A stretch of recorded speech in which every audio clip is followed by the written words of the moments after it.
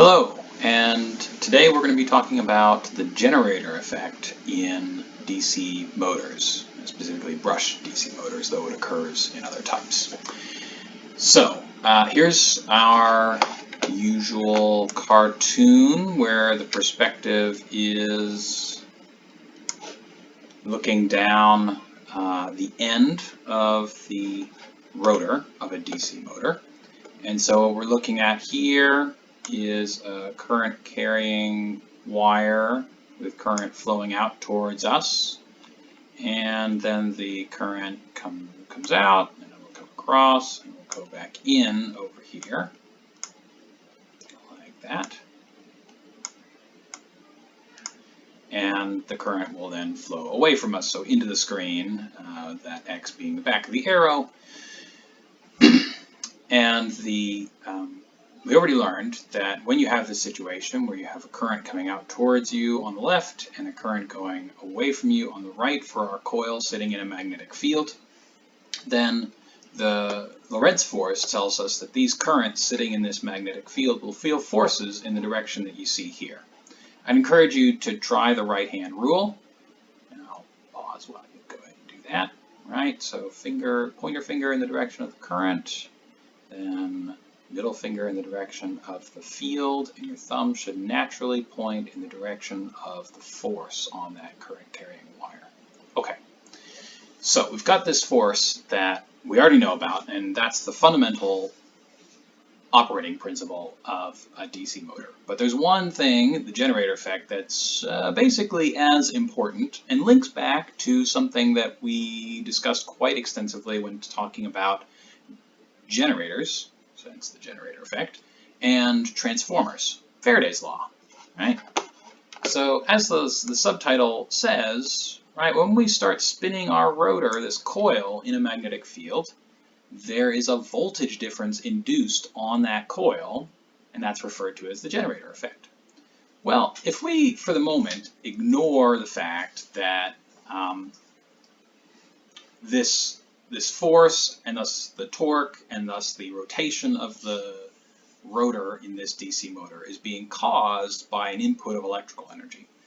We don't care what is causing the coil to spin, we just know that the coil is spinning.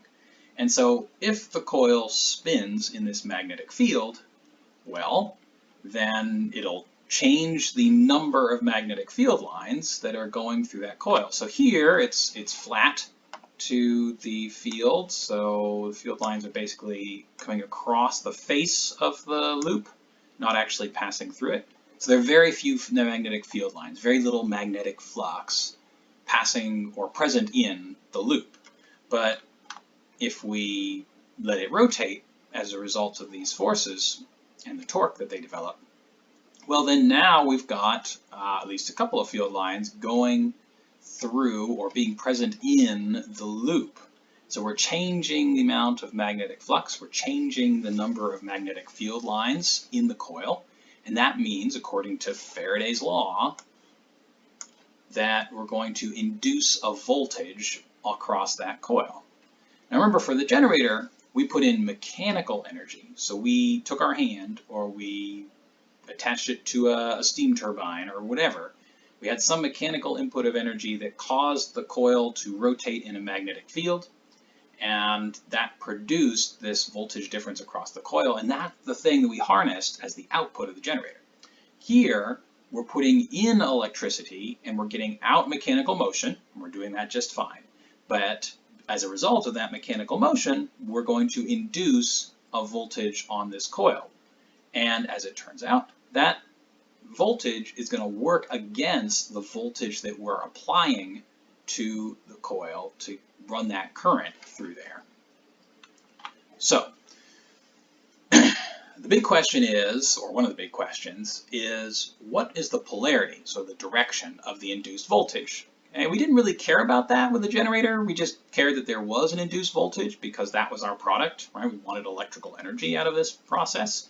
Here, we're not really looking to create electrical energy, and yet, well, we are. So what polarity does it have? So that all comes down to the little minus sign, if you remember that, sitting out in front of Faraday's law. And the little minus sign is a mathematical encapsulation of what's called Lenz's law. And Lenz's law in text reads like this. This is sort of the technical version here. A change in magnetic flux induces a voltage that produces a magnetic field that opposes that change in flux. Okay, so remember, magnetic flux is number of magnetic field lines. So change in number of magnetic field lines for us. Okay, that's the one translation we might want to do there. Okay, but the big thing is that it opposes the change in flux, the change in number of magnetic field lines. Now there's a couple of logical links that we, if this were more of an E&M kind of physics class, we would go through and treat very carefully. But what it's going to give us, what the result is in a DC motor like this, is that the voltage we induce on these coils, right, rotating around in our magnetic field, the voltage that we induce there is always going to oppose the voltage applied to it by whatever DC source you're attaching your DC motor to, right? DC motor, so you input DC electrical energy to make it work. Okay, so every motor will produce a voltage difference counter to the applied voltage. And this counter voltage, as I'll call it, you'll sometimes, it's called like counter EMF or back EMF. You'll see different terminologies depending on what source you look at. But V counter here, okay, that is always going to oppose the source voltage. Okay, and we'll get to that on the next slide. And the other two things I wanted to put across here is just as we had with a generator, if we have a faster rotor, so we're spinning it faster, that means we're going to get more voltage out, so we're going to get more counter voltage from our generator effect here. And in addition to that, if we have a more intense magnetic field, then we also get more of a generator effect, so more counter voltage for a given rotor velocity. Right? So let's look at the effect of this, and to do that, we're going to look more at the DC motor as a circuit. So let's take a look at it here.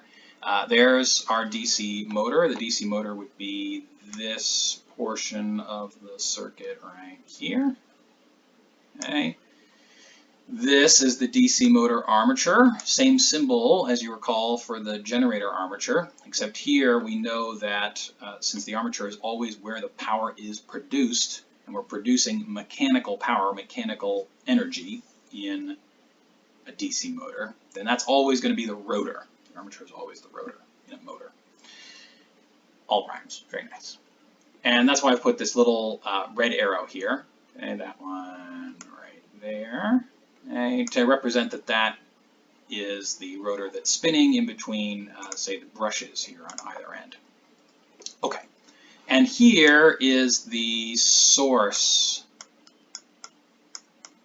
Handwriting with my mouse here is excellent, okay, but you can read that source, okay, so that's our DC source, battery, whatever it happens to be.